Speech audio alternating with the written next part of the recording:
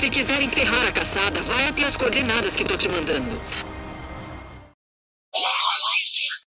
What is that?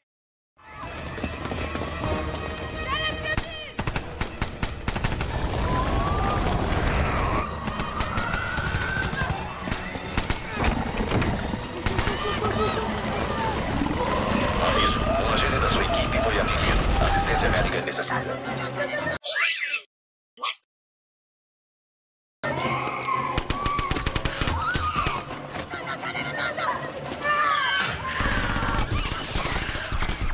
Aviso, um agente da sua equipe precisa de ajuda imediatamente. Aviso, um agente da sua equipe foi atingido. Assistência médica é necessária.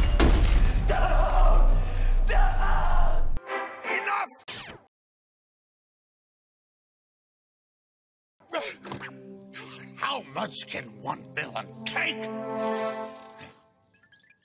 Quer beijar a piriguete, mas passou na lanchonete. Chavecou a garçonete e mandou um vinagrete. Mas não tem nenhum chiclete. Faz o quê? Abre o canivete, não. Pega uma raquete, não. Toca um trompete, não. Chora no carpete, não. Joga uns confetes, não. Faz o quê? Compare, compare, compete. Compare, compare, compete. Compare, compare, compete. Compare, compare, compete. E aí pessoal, meu nome é Onsley e trago para vocês a segunda parte da análise do que teremos no The Division 2, após o término do modo campanha. Diferente do que sinalizei no último vídeo, após uma análise bem mais detalhada do material que coletei, consegui ampliar um pouco mais o escopo e assim abordarei nesse vídeo 4 e não mais 3 coisas que já temos confirmadas para essa etapa do jogo. Começaremos falando do mais óbvio, que seria a parte dinâmica do mundo PvE, algo que rola nos 2 novos bairros adicionados no The Division 1 pela Red Storm no patch 1.8 e que pode ser visualizado no lado direito do vídeo. Diferente da parte esquerda, que representa todo o restante do mapa PvE. Nesses novos bairros temos um mundo vivo, onde diferentes quantidades, classes e facções de NPC aparecem em qualquer lugar, juntamente com a função dos alertas, que ficam se alterando de posição e objetivo no mapa. Essa pegada torna o PvE mais interessante e te propicia a todo momento algo novo para se fazer no mundo aberto, ao contrário do restante do mapa, onde as coisas praticamente sempre são as mesmas, com mudanças insignificantes, e assim desestimulam a repetição. Antes das entrevistas que usarei para explicar esse recurso, peço que reparem no símbolo em amarelo, que, nesse momento, está associado ao evento. Um símbolo que remonta diretamente ao desenho da bandeira da cidade de Washington. Logo após essa entrevista, explicarei o que isso nos entrega logo de cara a respeito desse novo modo de jogo. Now, what do you feel was the biggest lesson that y'all learned in developing Division 1 that y'all apply to Division 2 that fans will not expect when they pick up the game to go play it? Well, the biggest lesson is how long people are going to want to dive into that end game, right? And how many hours people put in there. We have people who have played thousands of hours of this game. And, you know, New York was an amazing setting, absolutely. Yeah, absolutely. But most of your gameplay took place inside missions, inside of the different activities. Yeah. DC, we want it to be a living world where you can just keep playing in there and there's new gameplay for you to uncover. So there's settlements with civilians, there's these different factions, they all have their own needs, and that will just create gameplay that you can keep uncovering as you play all through the end game, right? Like this, what we're showing in the demo is not a mission, it's just an activity that can happen in the open world. Hold up, Keith. You lying, bro. Like, wait a minute, I thought that was an actual like mission that you got played within the story. No, that's just something that could play out tons of different ways. There could be different factions that take over that point. That could get taken away when you weren't even there. The civilians want it, but you want to hold it for them, but all the different factions can come in and take it, and you can, you know, keep having different experiences there. Como vocês puderam perceber pelas letras maiúsculas e pela conclusão da gameplay, a bandeira amarela significa que os civis já haviam tomado esse ponto de controle, sem qualquer necessidade de apoio da Division. O mundo realmente é vivo, e não interessa se você estivesse ou não por ali, aquele pedaço do mapa a cada minuto poderia mudar de dono. Que o diga o pessoal que transmite o estado do jogo que, durante a E3, ao tentarem fazer a primeira gameplay mundial em estúdio do novo jogo, não sabiam de nada disso, e ao chegarem no avião caído tiveram a surpresa que tudo havia sido controlado, e foram forçados a reiniciar o jogo para mostrar como essa demo funcionava. Pelo menos a gameplay dele serviu perfeitamente para eu ilustrar essa entrevista. Para termos mais informações dessa atividade, vamos para outro gameplay, onde o ponto de controle ainda não foi tomado pelos civis. So here you can see, the control point is up. The True Sons have captured it. When you go in, you could totally try to take this control point back on your own, or you could call in nearby allies. So you shoot off a flare, and that actually calls civilians to come and support you and try to take this back, and then they'll hold it. And they're really out there, and they really have to travel to this space, and it's all part of this living world simulation. That's awesome to hear. Yeah. So, I mean, we're looking at a 4-player team right now. Yeah. But of course, you can play this all by yourself. So if Yeah. you need a little support, Yeah, absolutely. shoot that flare up, right? You got Yeah, and you can kind of get into position, shoot off the flare, see them approaching, wait to attack until they're there, and kind of really plan out your attack in a more strategic way. Yeah, that's awesome. So here they're fighting the True Sons. What's important about this point? Why is it a control point? So each of the control points, there's lots of them littered all around the environment, but they're places that would have some sort of resource that these factions and these settlements need. So it might be, water supplies or food, or there's varying things that they go after. But yeah, each environment has something that these factions want out of it. And this one on top of it is, an amazing crashed Air Force One, which kind of does add to the spectacle. Oh yeah, certainly. What I think what's cool that we're seeing here too. Yeah, you'll see the task force has just arrived from when he kicked it in. Sorry to... No, absolutely. Com tudo isso em mente, voltemos ao mapa que mostrei exaustivamente no último vídeo, enquanto falávamos da DZ. Naquele vídeo, evidenciei que existe uma dessas missões dinâmicas dos herdeiros bem no meio do bairro chamado Praça Judiciária. E por conta disso, fica estranho imaginar que ele seria parte da DZ. Lembram disso? Se sim, vejam agora que no bairro logo ao lado, o tal Pen Quarter, temos outra atividade dessa, representada pela bandeirinha amarela de conquista dos civis. Aí volta a questão, civis na DZ, brigando para tomar referências, é algo que você imaginaria ter sentido por lá? Sei lá. Eu não. Essa mesma situação temos nesse bairro central, logo abaixo dos locais mostrados no vídeo anterior. Um bairro chamado East Mall, que é onde rola a demo e onde teríamos outras atividades de ponto de controle e até mesmo um novo tipo de atividade estática, igual aquela que mostrei de treinamento de civis ou impedimento de execuções. Mas essa, por sua vez, envolve ajudar civis no resgate de prisioneiros, e se chama Resgate, sendo identificada por um símbolo que lembra algemas. O quinto recurso confirmado para o pós-jogo é o de nível de mundo, recurso esse focado no PvE e que possibilita o jogador explorar novamente todos os eventos do mapa aberto em dificuldades mais elevadas do que ele se deparou enquanto jogava o modo campanha. Assim, imaginando que o mapa da demo reflita o que teremos no lançamento do jogo, posso afirmar que além do mundo padrão, que seria o 0, teremos outros 3 níveis de mundo, diferente do que aconteceu com o primeiro jogo, que só após o patch 1.4 pôde contar com esse tipo de recurso. O próximo ponto confirmado é passível de discussão. Inclusive, em um dos bate-papos que tive com o PCT do Division Game Fan, surgiu para nós dois mais dúvidas do que certeza. Assim mostrarei para vocês todas as evidências e na sequência darei minha opinião. And nature was such a pleasure for us on the team because we're so used to doing things that are clinical and clean and like a city, that doing something in nature was a real breath of fresh air. No, this is Roosevelt Island, but it's also all the parks within the city. Roosevelt Island, which is one of the nature areas that we have in the game, has been completely transformed as well. Because it's isolated, it was perfect for a quarantine. What happened there? You'll have to discover it when the game comes out. Como disse o diretor criativo, a Ilha Roosevelt será palco de algo importante no jogo. Algo que foi parcialmente detalhado no segundo anexo informativo liberado em outubro, onde falava que a ilha foi um local de quarentena de doentes, que no final não deu muito certo, devido ao desvio de medicamentos e suprimentos de água e comida pelos oficiais da JTF, antes deles se tornarem a facção conhecida como Herdeiros. Aí entra a primeira pista que sustentará minha opinião. And there's no more consumables like water. Ah. Yeah. Which again, what a I'm shame. kind of okay. Oh wow, please don't. We're collecting. We do Please don't. collecting so to give Whoa, to you're civilians, welcome. or not civilians, to give to. Yeah, we do collect water, but yeah, they're for civilians. Yeah, exactly. Oh no. Como vocês puderam perceber nessa gameplay, foi informado que não teremos mais uso de consumíveis no jogo. E assim, ter ou não ter esse tipo de coisa nessa ilha seria algo que nada nos interessaria. Concorda? Afinal, não será mais necessário comer barrinhas de cereal para fugir de predadores, tomar refrigerantes para acelerar sua habilidade, ou mesmo tomar água para aumentar o seu dano à elite, certo? Por outro lado, devido a essa história dos infectados e as doenças que rolaram por lá, fica claro que precisaríamos de alguma proteção como trajes especiais ou máscaras para andarmos nesse ambiente. Você deve estar se perguntando agora por que disse doenças no plural e não no singular. Afinal, o problema por lá deveria ser apenas o veneno verde. Certo? Errado! Para quem ficou atento nos áudios do Wallace, ou mesmo ouviu o Brasão de Outubro, já deve ter ficado claro o que nos aguarda no clima de verão desse novo jogo. E aí, povo de Manhattan e arredores, aqui é o Rick Wallace trazendo as notícias que mais me agradam publicar. Ou falar, sei lá. Já que dizem que não existe mais nenhum jornal, parece que tem muita coisa desaparecendo nos dias de hoje, não só os jornais, se é que vocês me entendem. Enfim, vamos falar de um dos assuntos que eu menos gosto. Vamos ter uma conversa séria sobre os cadáveres. Cadáveres.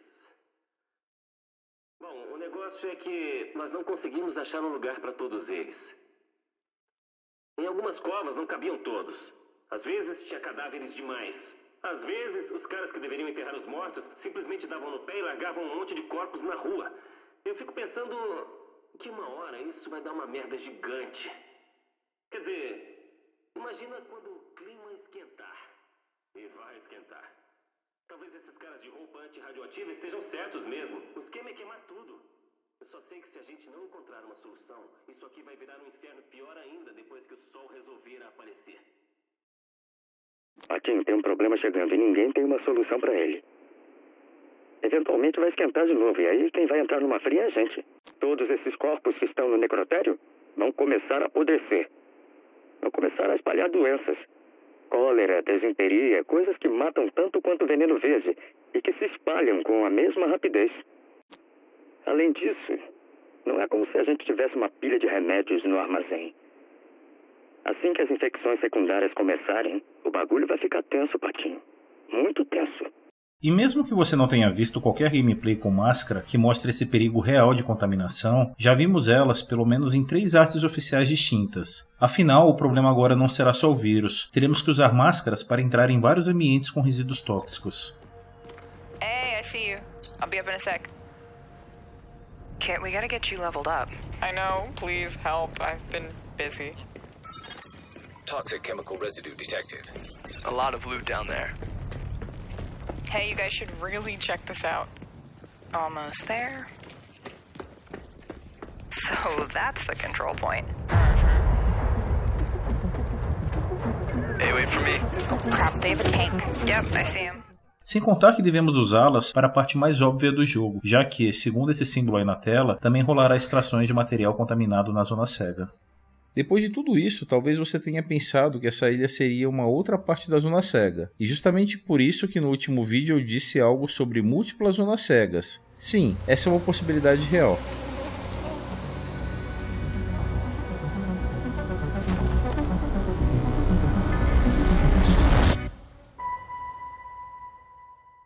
Só fica estranho pensar nisso ao mesmo tempo que analisamos a distância dessa ilha para o local da DZ que já está confirmado. São praticamente extremos distintos do mapa, o que torna difícil imaginar como funcionaria a mecânica dos players traidores correndo de um bairro para o outro como rola atualmente.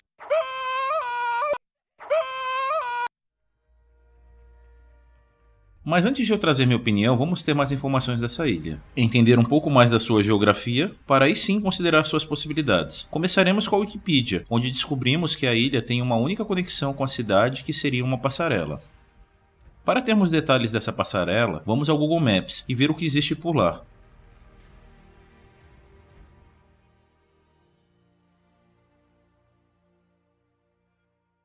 Seria surpresa perceber que o local é um puta matagal cheio de trilhas? Tá certo que para transformar isso em área de quarentena, o pessoal deve ter derrubado até o último graveto, mas mesmo assim vejam os nomes das trilhas. Trilha do Pântano, Trilha da Madeira, Trilha da Subida. Não tem nada de residências, prédios, comércios ou qualquer outra construção, salvo um banheiro público e uma praça construída em homenagem à pessoa que deu o nome à ilha, o ex-presidente americano Theodore Roosevelt. Além disso, a parte sul dessa ilha é uma pequena ilhota, como pode ser percebido nessa visão de satélite. Algo que talvez não exista no novo jogo, como você mesmo perceberá voltando o vídeo e vendo o mapa que mostro logo no início desse item 6. Ou mesmo pelo fato do principal rio da cidade, o tal Potomac, ter inundado muitas áreas do mapa, como evidenciei em outro vídeo durante a análise do áudio da missão secreta. Continuando essa pegada geográfica, vamos agora para o Google Earth. Vamos ver fotos da ilha tirada por pedestres ou mesmo as que aparecem no Google Street View.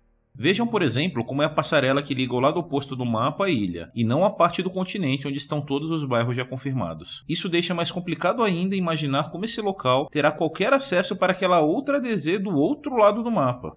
Alguns devem até imaginar que teríamos acesso por essa ponte que passa bem em cima da ilha. Mas olhem nas fotos, ela não tem qualquer acesso ao local, só passa por cima mesmo. Isso fica evidente tanto nesta primeira foto quanto na segunda, já que ambas retratam a mesma visão, mas em épocas diferentes do ano.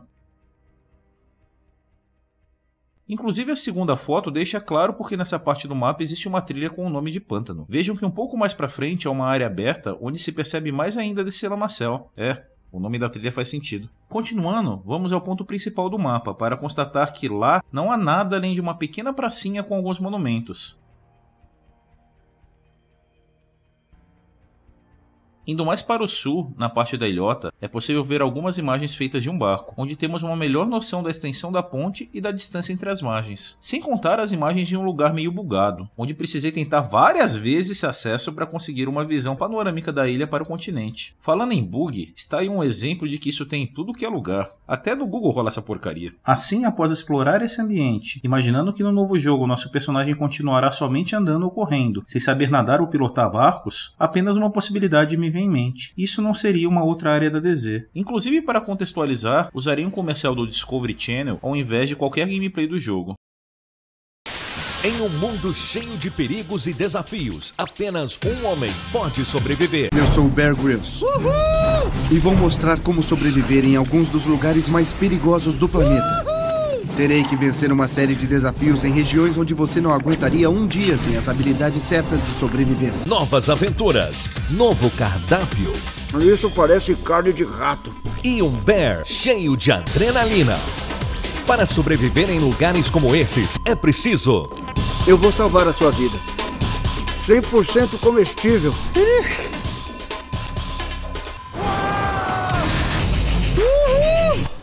Eu estou vivo! O que eu tô fazendo? A prova de tudo. Uma semana cheia de estreias. Só no Discovery Channel.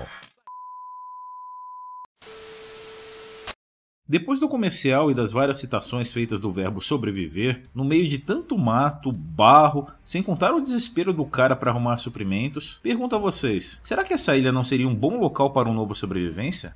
Faria sentido isso, ou você acha que mesmo depois de tudo que sinalizei, ela seria apenas uma parte da DZ? Ou quem sabe até as duas coisas ao mesmo tempo, já que no jogo atual, para obter os antivirais, temos que adentrar a DZ, não é? Sei lá. Está certo que só lá por março ou durante os betas teremos essa resposta. Mas antes disso, sabem por que trouxe esse assunto e mostrei o meu palpite? Juntando o cenário da ilha com o conteúdo da DLC? Porque em uma entrevista rolou a confirmação de que rolará um novo Sobrevivência, e essa é justamente a razão desse ponto de número 6 das atividades de pós-jogo. Indiferente se o cenário for essa ilha, como imaginei, ou em qualquer outro lugar do mapa. And I think personally my absolute favorite part of the Division was survival. Any information on whether, can you confirm that as a feature is coming back, or is that still one of those, hey, we're seeing what's possible?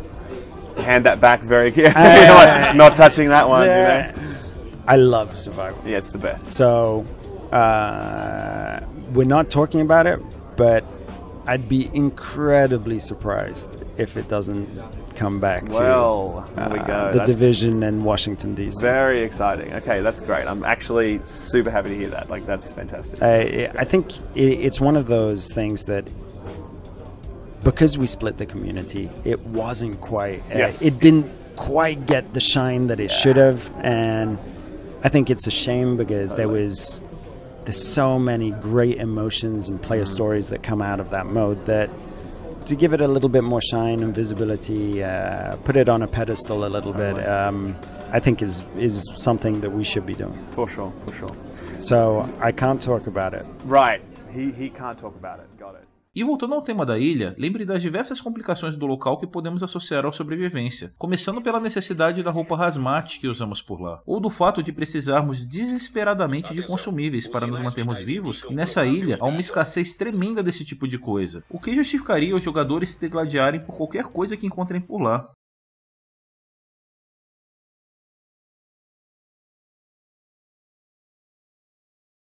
Sem contar a extrema necessidade das máscaras, já que no jogo atual, sem ela, é impossível concluir qualquer sessão dessa DLC.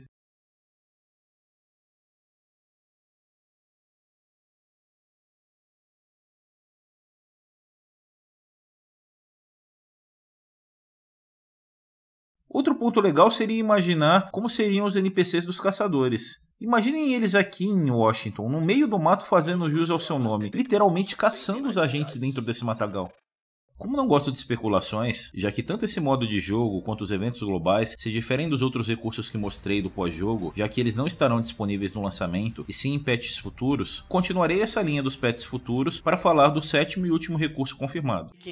Of teamwork, I'm excited to announce that for the first time, 8 players will be able to partner up to face the ultimate endgame challenge. Raids are coming to the Division 2. The other major feature, and I think that really sets this game apart from the predecessor, is the inclusion of raids. Now, obviously, you're not going to start telling me what's in the raids, just to be double checked. Can you tell me what's in the raids? Okay, no. I asked the question. But I would like to know about the definition of raids, because lots of developers like to be quite funky with the way that they use this word.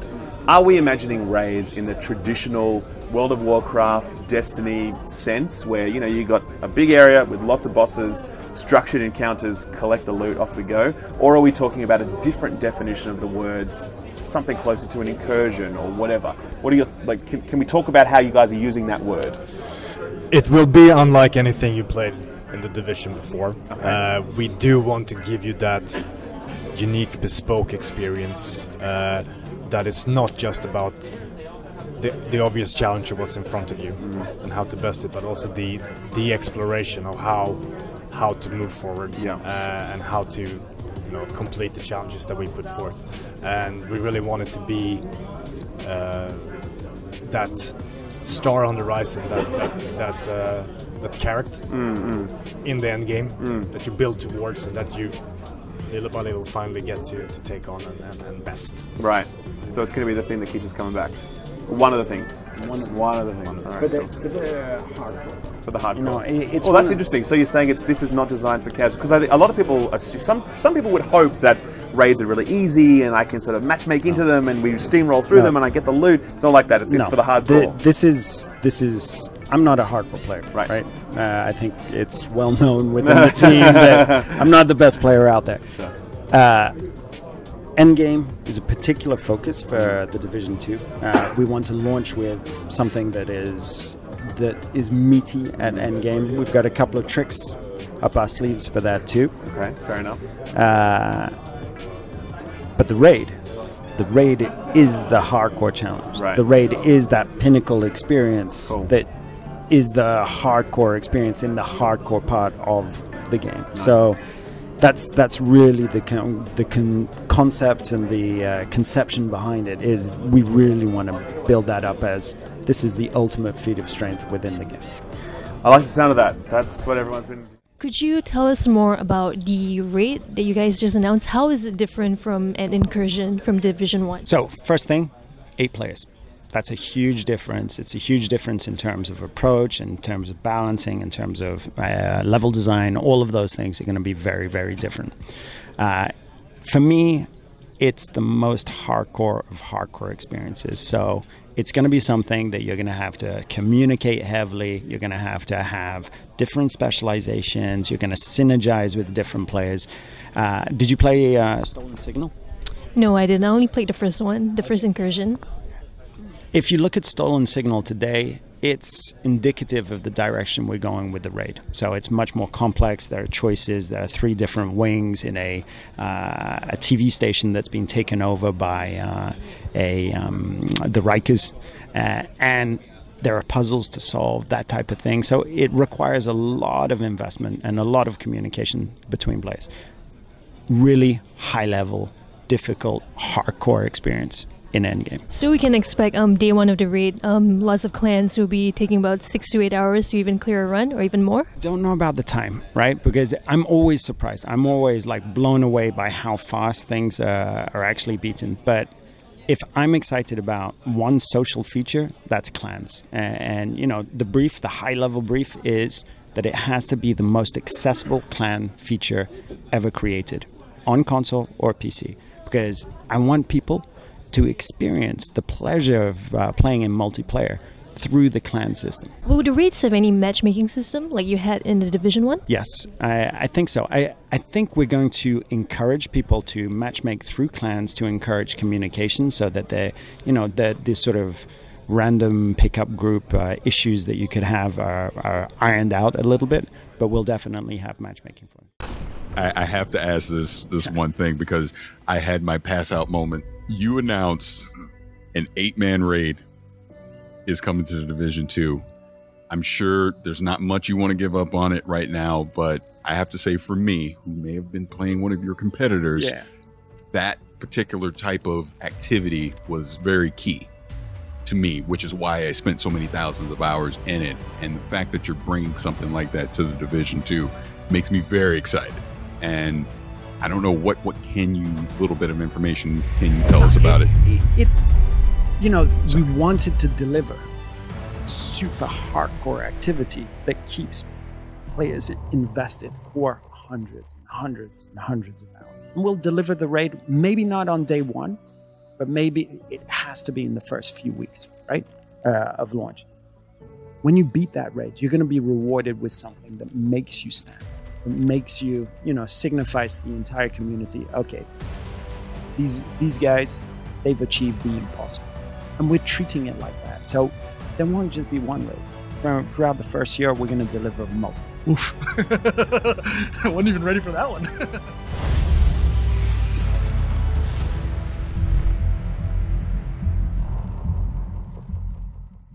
Pronto, aqui fecha a explicação do que já foi divulgado, seja direto ou indiretamente, sobre o que teremos no momento de pós-jogo. Talvez exista até uma oitava coisa, algo de nome assalto, que foi a sinalização feita por um ator britânico ao informar as atividades que ele fez para a Ubisoft, onde está claro que isso ocorre no pós-jogo. Mas sei lá, lembrando um outro vídeo que fiz falando da reviravolta que rolará no final do jogo, se bobear isso é algo relacionado à narrativa, talvez seja até o nome de um personagem, e não o modo de jogo como o pessoal está especulando no Reddit. Deixa isso pra lá.